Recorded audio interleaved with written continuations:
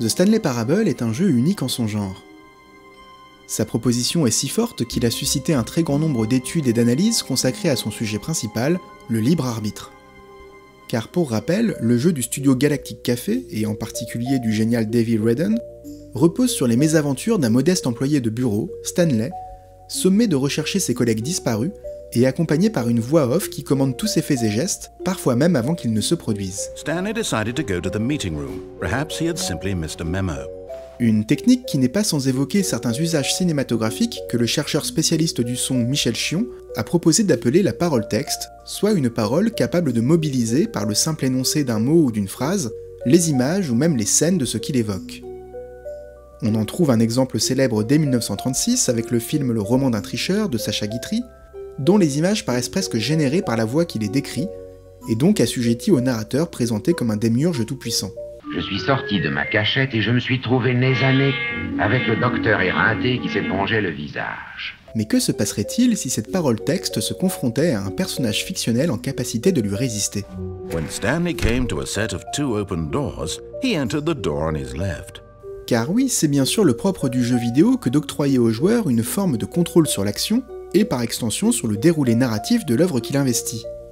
C'est donc du décalage entre cette catégorie très cinématographique de voix off et la singularité médiatique du jeu vidéo que Davey Wreden va tirer toute la sève de sa proposition, visant à interroger le degré de liberté du joueur dans un jeu vidéo.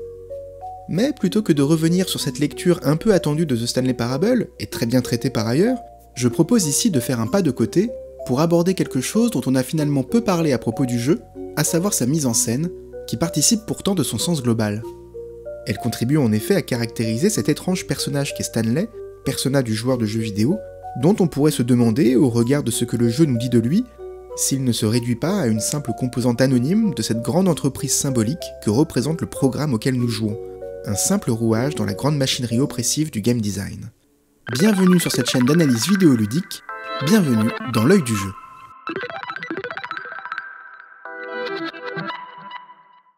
Dès l'ouverture de son récit, The Stanley Parable paraît établir un rapport très particulier du joueur à son protagoniste.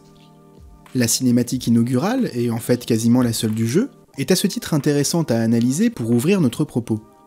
Elle nous présente en effet un personnage vu de dos, sans visage, dans un cadre centripète, coquille vide que l'on paraît donc pouvoir être à même d'investir dans la plus pure tradition vidéoludique. Mais cette introduction se double d'un autre enjeu, plus rare dans un jeu vidéo. Outre la voix off qui traduit la manière dont le personnage vit son travail, dans une forme d'obéissance et de soumission absolue au système, plusieurs cadres en plongée quasi zénitale viennent écraser cette figure que l'on devine anti-héroïque au possible. Ces compositions sont par ailleurs accentuées par un filtre VHS ajouté à l'image, qui ouvre sur un imaginaire de la vidéosurveillance et fait de Stanley l'objet d'un évident contrôle. Celui de la société qui l'emploie, bien sûr, mais aussi celui du narrateur qui paraît se substituer à ses pensées, ainsi que celui, à venir, du joueur sur ses déplacements et ses actions. Toute la vie d'un homme, captée par un réseau de plus en plus dense de caméras cachées et retransmise en direct sans aucun montage, 24 heures sur 24, 7 jours sur 7, dans le monde entier. Le mouvement de grue qui s'ensuit va d'ailleurs dans le sens de cette autoréflexivité, puisqu'au lieu de dépeindre le bureau de Stanley dans un ensemble de couloirs et de box, il révèle un vide presque métaphysique autour de son espace personnel, comme si le décor du jeu était inachevé et que le plan révélait la nature illusoire et codée du média vidéoludique. Surtout, en nous présentant un personnage assis devant un ordinateur, le jeu de Davey Wreden crée un effet de miroir ironique, en nous laissant entendre que la figure que nous allons incarner n'est pas sans évoquer un joueur de jeux vidéo. Lui aussi est en effet sommé d'appuyer sur des boutons par une interface informatique, et se plie dès lors à une instance supérieure dont le principe est bien de programmer un certain nombre d'actions parmi lesquelles il s'agira ensuite d'opter au bon moment ou dans la bonne situation. Type in exactly what I tell you, understand exactly, nothing else. En résulte une évidence qui mérite toutefois d'être posée, la liberté d'un joueur de jeux vidéo est toujours forcément bridée, car restreinte à ce que les développeurs ont choisi d'implémenter dans le jeu. Pour ne prendre qu'un exemple, Stanley ne peut pas sauter, et le fait d'appuyer sur la touche X, souvent attribuée à cette action, ne produit de l'autre côté de l'écran qu'un son de touche de clavier que l'on enfonce, comme pour faire ressentir au joueur l'absurdité de l'équivalence faite d'ordinaire entre une interface mécanique et un mouvement physique réalisé à l'écran. L'élément perturbateur du récit, à savoir le fait que du jour au lendemain, plus aucune instruction ne parvienne à Stanley sur son ordinateur, contribue à cette mise en abîme qui s'amuse de cette soumission naturelle au game design. Privé de ligne de commande, Stanley se retrouve désœuvré, incapable d'agir, restituant aussi, dans le cas présent, une perte de sens vis-à-vis du monde du travail.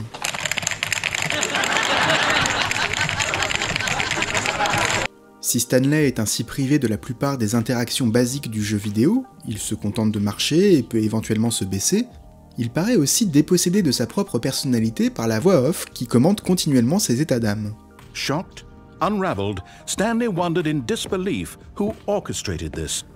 Or, puisque nous sommes censés incarner Stanley, tout se passe comme si cette voix off nous dépossédait nous aussi de nos propres réactions de joueurs face aux situations représentées. En nous expliquant constamment ce que Stanley ressent, on nous prive en quelque sorte de toute possibilité à ressentir nous-mêmes quelque chose, sommé de prendre de la distance vis-à-vis du récit. La résistance à la voix off lors des passages à choix paraît ainsi être la seule manière d'affirmer notre personnalité et de ne pas se soumettre à une destinée toute tracée. Choisis la pilule bleue et tout s'arrête. Après, tu pourras faire de beaux rêves et penser ce que tu veux. Sauf que cette volonté d'échapper au système se heurte bien sûr à une réalité technique, puisque tous les choix qui nous sont offerts sont bien sûr programmés en amont, et nous condamnent, quoi qu'il arrive, à être prisonniers de l'instance supérieure qu'est le jeu lui-même. Récit de servitude volontaire, The Stanley Parable est ainsi tout autant un jeu à propos du média vidéoludique que du monde désenchanté de l'entreprise, ce que nous comprenons en l'occurrence également par le biais de sa mise en scène. On me rétorquera sans doute que le jeu de Galactic Café n'est clairement pas le plus cinématographique qui soit, certes, mais sa mise en image n'en répond pas moins à des choix, sans doute moins anodins qu'il n'y paraît.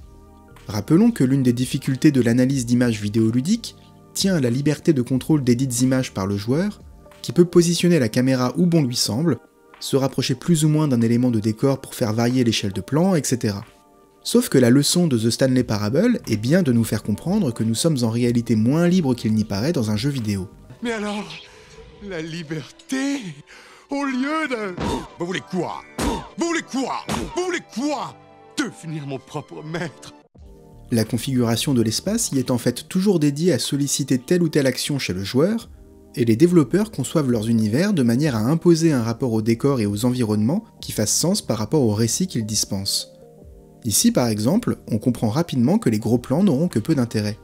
Le jeu nous empêche en effet de nous rapprocher outre mesure des éléments de décor, lesquels restent globalement peu détaillés, ce qui nous fait vite comprendre que ce n'est pas par leur intermédiaire que nous lèverons le voile sur le mystère narratif. Le narrateur nous le fait même comprendre dès le début, en nous disant explicitement qu'il n'y aura rien à trouver d'utile dans ces open space.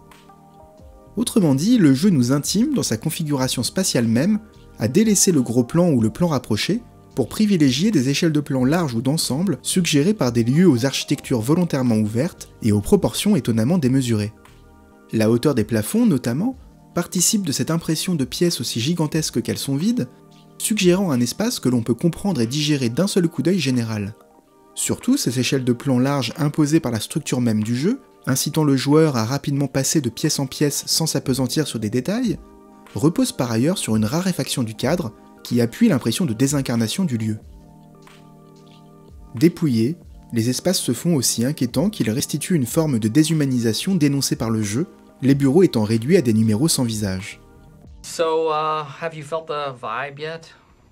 On pense évidemment au phénomène des backrooms et des espaces liminaux, dont The Stanley Parable pourrait être vu comme un précurseur. Et à ce titre, il est évidemment difficile de ne pas noter le choix de la vue subjective, qui consiste moins ici à adopter le point de vue de Stanley à proprement parler, que de tout simplement évacuer le personnage de la représentation. Hors champ, Stanley paraît lui aussi avoir déserté l'image, comme ses collègues. La seule présence humaine du jeu se caractérise donc par son absence, par sa disparition, à l'image du joueur dont les actions dénuées d'impact réel paraissent consacrer sa dilution en tant qu'instance agissante. Une séquence du jeu me paraît parfaitement illustrer cet aspect. Il s'agit d'une des fins du récit, intitulée Travail, sans doute l'une de celles qu'une majorité de joueurs a pu obtenir en jouant au jeu pour la première fois. Cette fin est en effet obtenue en allant presque systématiquement à l'encontre du narrateur, à l'exception d'une occurrence où aucun choix ne nous est explicitement donné, ce qui explique qu'il ne s'agisse pas d'une option à laquelle on penserait de prime abord. Le chemin nous mène à un immense entrepôt qui se dévoile en plan d'ensemble, avec un cadre tronqué qui incite à nous pencher par-dessus la plateforme pour dévoiler l'entièreté du décor. Une plongée en résulte, laquelle restitue l'impression de vertige que l'on devine chez le personnage, du fait de la résistance nouvelle dont il fait preuve vis-à-vis de son geôlier. On notera d'ailleurs aussi l'utilisation d'une courte focale qui accentue un sentiment de submersion par le décor, par une déformation des bords du cadre. Il est d'ailleurs amusant de constater que ce moment de révélation d'une zone du jeu que nous n'étions pas censés découvrir puisse littéralement mettre en danger le récit, puisqu'il s'agit d'un des rares passages où Stanley peut mourir s'il tombe en contrebas. D'accord. Libérer mon esprit. Le fait d'emprunter ensuite le monte-charge produit ici un mouvement de grue qui élève encore le personnage, lequel paraît dès lors se tenir au-dessus de l'histoire qui lui est racontée. Or, c'est à ce moment que le narrateur fait intervenir dans son récit un autre personnage qui n'avait jamais été évoqué jusque-là, la femme de Stanley. Le travelling avant, qui résulte du déplacement automatique de l'appareil, produit alors un étrange effet de dramatisation qui s'accorde à la révélation du narrateur. Tout se passe comme s'il s'agissait d'intriguer le joueur, de lui donner à entendre que quelque chose lui avait été jusque-là caché, une personne que l'on aurait négligée au profit de notre travail. L'architecture des pièces que nous découvrons à ce moment impose d'ailleurs de lever le regard pour en embrasser la hauteur, produisant des contre-plongées qui écrasent le personnage, avant qu'une porte ouvrant sur un espace mystérieux s'offre à nous, révélée là encore par notre déplacement et donc par un travelling qui nous fait comprendre que nous dévoilons quelque chose qui avait jusqu'à présent été tu, laissé dans le hors-champ. De fait, en passant la porte, nous nous retrouvons plongés dans l'obscurité totale, et deux comportements ludiques différents vont déterminer la composition qui nous sera offerte au moment où la lumière va revenir. Soit nous ne faisons pas totalement confiance au narrateur, et l'appréhension naturelle produite par l'obscurité nous incitera à nous figer, soit nous décidons de placer notre foi dans le jeu, et nous continuons donc à avancer dans le noir. Sécurité. Je passe en premier. Et vous voulez que j'allume ? Je trouverai. Dans le premier cas, la lumière vacillante révèle une pièce vide, à l'exception d'un téléphone au centre du cadre, qui focalise donc notre regard, mais préserve une forme de distance prudente. Tandis que dans l'autre, nous nous retrouvons face à un mur, sur lequel nous repérons simplement un câble branché à une prise, relié à un téléphone. Or, en ouvrant sur un mur, une impasse, ce cadrage impose, en suivant la direction du câble, de baisser le regard pour révéler l'appareil. En conséquence, c'est quelque part la tête que l'on baisse, comme si l'on se soumettait au narrateur et au récit. Alors, on l'a compris, il est bien sûr possible de débrancher le téléphone, et d'ouvrir ainsi sur une autre fin hilarante, où le jeu finit par se détériorer et se détruire sous nos yeux, déréglé par ce choix qui ne nous a pas été proposé, et qui amène le narrateur à comprendre qu'il n'a donc pas affaire à Stanley, mais à un véritable être humain doué de libre arbitre. Je suis vivant ? Bien sûr que non. Tu ne peux pas. Mais si l'on choisit de décrocher, nous voici à nouveau face à une impasse, une porte fermée cette fois, et dans l'incapacité de nous mouvoir. Une voix hors champ nous parvient, celle d'une femme qui nous accueille, jusqu'à ce que le son déraille et se révèle être un enregistrement. La porte s'ouvre et un mannequin inanimé se dresse devant nous, sous les rires du narrateur. L'effet de miroir qui se dessine ici est évident puisque le joueur, réduit à l'immobilité, ne peut que faire face à cette silhouette elle-même immobile, à la présence dérangeante. La vue frontale insiste sur cette confrontation symbolique, sans compter le surcadrage produit par la porte, comme si le joueur était lui-même réduit à cette condition marionnettique à laquelle il ne paraît pas pouvoir échapper. D'ailleurs, si une issue s'offre à nous dans la profondeur du couloir, elle se révèle rapidement être un leurre.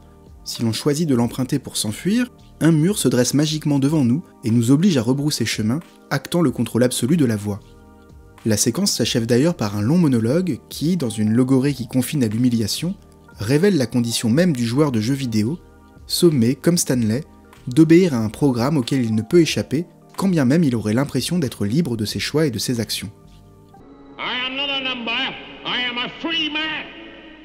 En nous sommant d'appuyer sur des boutons pour faire avancer le monologue, le jeu nous fait comprendre que c'est même à partir du moment où nous avons lancé la partie que nous sommes devenus le jouet des développeurs, et que nous faisons dès lors partie du grand ensemble qu'est le jeu, réduit à l'une de ses nombreuses composantes. L'étroitesse du décor dans lequel nous nous trouvons renforce d'ailleurs cette sensation d'emprisonnement, condamnés que nous sommes à tourner sur nous-mêmes pour chercher la moindre issue, et occasionnant par là même un panoramique circulaire qui participe au vertige métaphysique de la séquence. Surtout que chaque pression de touche métamorphose le décor à la faveur d'effets de montage brutaux qui nous font prendre conscience que l'architecture de l'appartement de Stanley est en fait la même que celle de son bureau. Ce sont simplement les assets du décor qui changent, mais la structure globale du lieu est la même, renforçant du même coup l'impression d'avoir été le jouet d'une illusion qui se referme sur nous.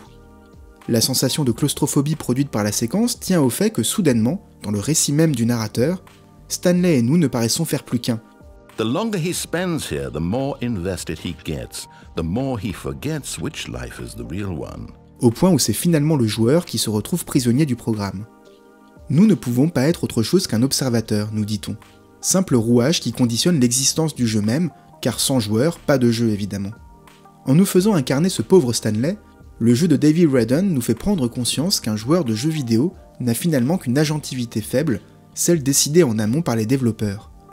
Au point où tout jeu vidéo en vienne finalement à postuler la disparition même du joueur dans l'ombre du programme, qui n'attend qu'un exécutant docile pour assurer son bon fonctionnement. Quelqu'un qui assure la tenue du récit, quand bien même ce dernier aurait été tout entier décidé en amont. Et surtout, quelqu'un qui accepte de troquer son libre arbitre contre une illusion de liberté, dans le but, peut-être, d'échapper aux affres d'un réel asservissant, celui-là même que The Stanley Parable met en scène au travers de ses décors sans âme et de son univers aliénant. Carl, combien de temps je vais travailler ici? Tous les jours. Tous les jours, Frank, jusqu'à ce qu'on te relâche. Un monde qui n'est pas sans résonner avec le nôtre, et dont la proposition de David Redden nous intime de nous extraire, dans un acte de résistance artistique aussi jubilatoire que salvateur. C'est la fin de cette vidéo, j'espère qu'elle vous aura plu. Si c'est le cas, n'hésitez pas, comme d'habitude, à laisser un commentaire ou à la partager. Dans l'immédiat, je vous dis à la prochaine pour une nouvelle analyse. Salut!